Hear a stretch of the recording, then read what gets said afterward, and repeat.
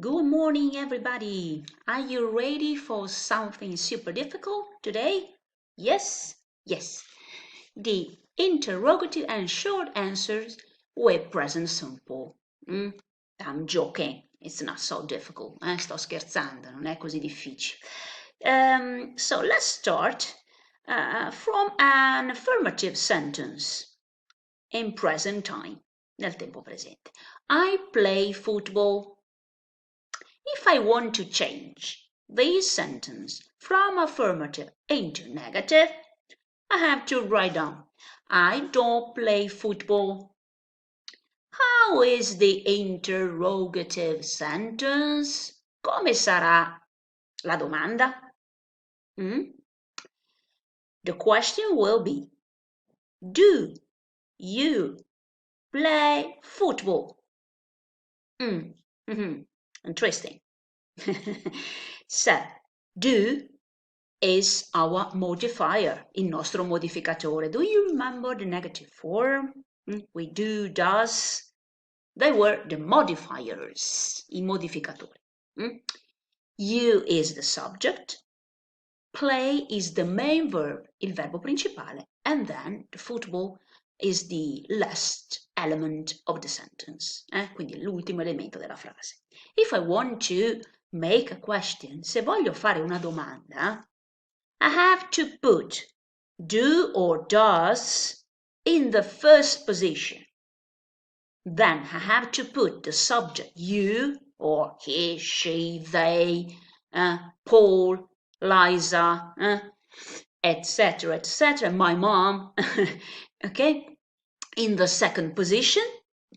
And then the main verb, play, but all the other verbs can stay here, ma tutti gli altri verbi ci possono stare, and then the rest of the sentence, and then the question mark in the end, che all'ultimo giustamente il punto interrogativo, because this is a question, questa è una domanda. Ok? Let's go to see an example with the third person, la terza persona. The same sentence, I play football, and with she, it changes a little bit. Cambia un pochino. She plays football. This is the final S. In the present time, if I have got a third person, se ho a che fare con una terza persona, he, she, or it, you know that it's necessary to add a final S in present time. So, if I've got an S, if I make a negative sentence, if I change this affirmative sentence into a negative sentence, I have to write down, she doesn't play football. Doesn't, and before there was don't in the example of I play football, I don't play football. She plays football, she doesn't play football. And how is the interrogative form? It's very easy, because I have to put the modifier does, because she is a third person, so I have to use does. The modifier do or does in the first position, and then the subject in the second position, she. Or Lucy, for example, does Lucy play football? It's the same, you know. Play, the main verb in the third position, and then all the rest of the sentence, and then the question mark in the end. Do you remember the final S? For example, in the affirmative sentence, the verbs in present time has got the final S. Quindi al presente semplice il verbo nella forma affermativa ha sempre la S alla terza persona. This S disappears. Questa S scompare if I transform this sentence from affirmative into negative.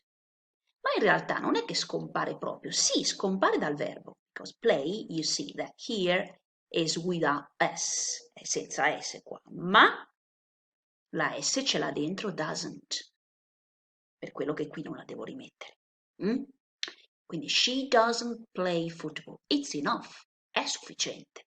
And the same here. Does she play football? Quindi il does here ha già dentro di sé la S, the final S.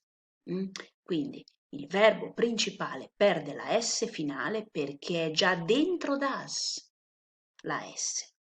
Quindi it's not necessary that I write down, does she plays football? This is a big mistake. It's horrible. Don't write down that. Non scrivete una cosa del genere. So you have to remember that does or doesn't have got inside of them the S. Quindi does e doesn't hanno dentro di sé già the final S. Se no avrei messo don't o do, ok? Se io metto does nella domanda vuol dire che contiene già la S, quindi non la devo ripetere. I don't have to repeat the S here. Quindi lascio play senza la S perché è già qua dentro. Ok? Is it difficult? No. It's very easy now. Adesso è molto semplice. Ok? So, thanks for your attention and see you in the next lesson about the short answer. Ok? La risposta breve. So, see you soon. Bye bye.